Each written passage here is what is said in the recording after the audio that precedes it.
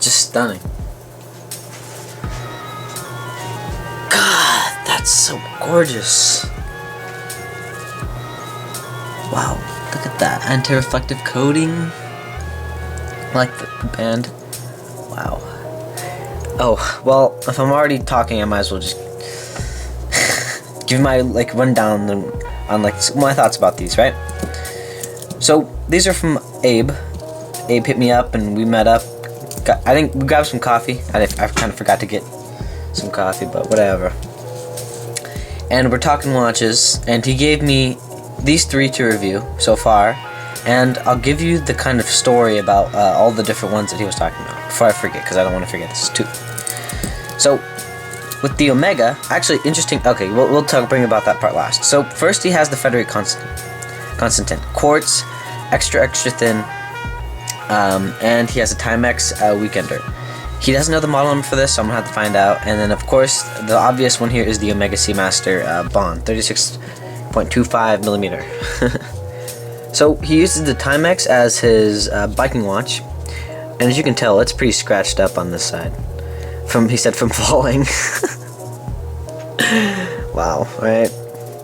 Just every single one of those scratches is Abe biting it on his bike. On this side, as you can see, there's no scratches because you wear it on your left hand, and then maybe he wears it on his right hand. That makes more sense. But either way, he scratches on one side because he wears it on a certain hand. So, a wonderful NATO strap, but he was wearing this one to work, right? He was saying that he has to be very, very, very precise in his work. Time is really, really important because a second, you might not get the stock or the thing, the item, the bond, whatever it is that you might need, right? So it's good to have a quartz just so you know exactly what time it is. And he was wearing this one, the Timex, super duper cool. It lights up. You definitely won't be able to see because there's so much light right here. But if you hear really, really closely, excuse the heater and my voice, of course, you can hear a tick.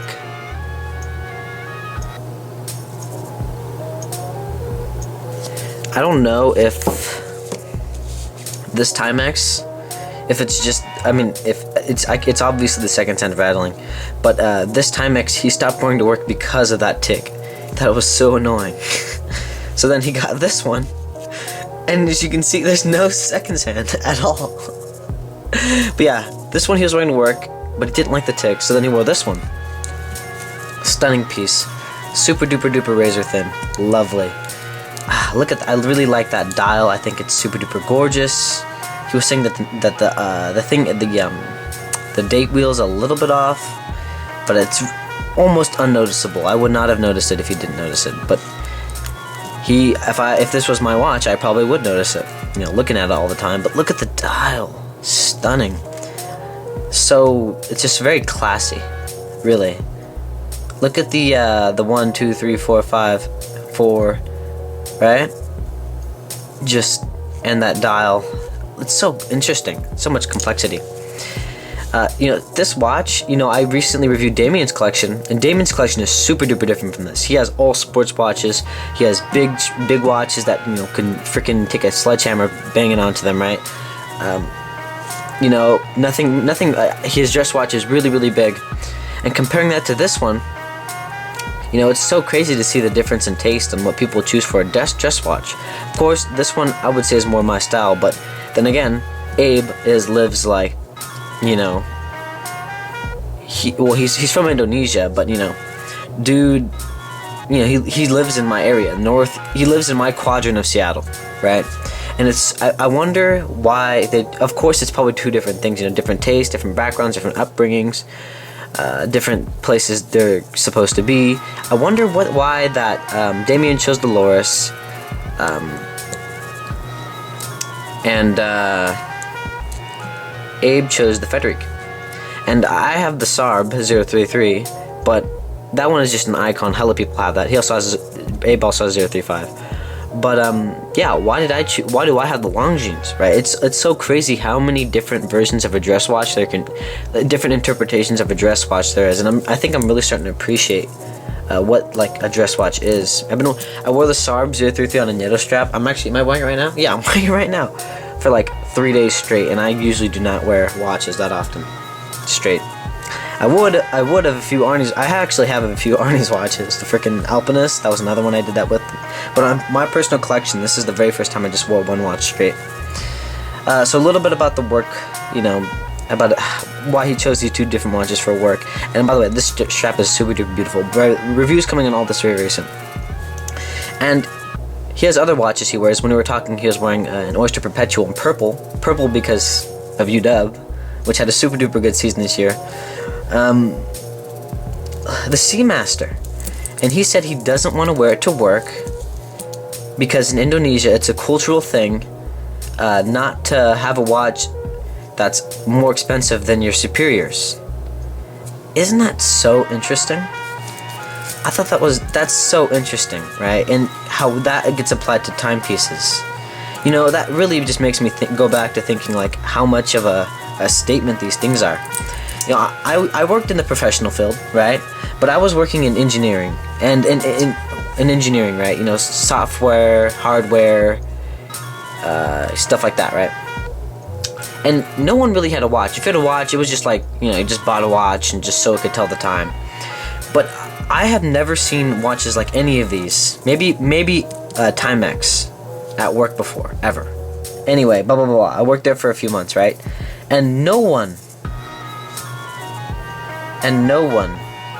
had watches like this or this. No one wore Omegas. No one wore dress watches. Everything was super duper utilitarian, right? That was when I was wearing my old G-Shock that I had all throughout high school. And I wonder if what if I, and that as an intern, right, as an engineering assistant, what would people think if I wore this Omega, right? That's it begs the question, right? What would you think if you saw an intern wearing an Omega? If I, later down the road, I have to hire some people and the kid's wearing an Omega, cool, damn cool, sweet. But I could totally see some people seeing some kid wearing an Omega, like, oh, what the heck is that kid doing, like, I could totally see that. And that bezel is amazing good. Wow, that is on another level. I'm not even gonna bring the Seiko over here, my Seiko.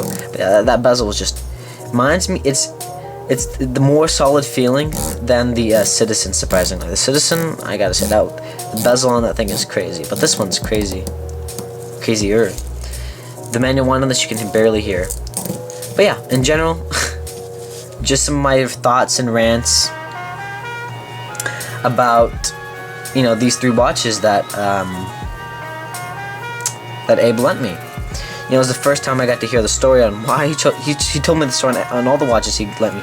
Why did he get this watch? What are his pet peeves? I was asking him questions because I wanted to, because these aren't my watches, these are his. They tell his story, which I should have done this with Arnie's or TGV's. I guess I can still do it with Aaron's watches, but in the future I definitely want to tell more of the story on why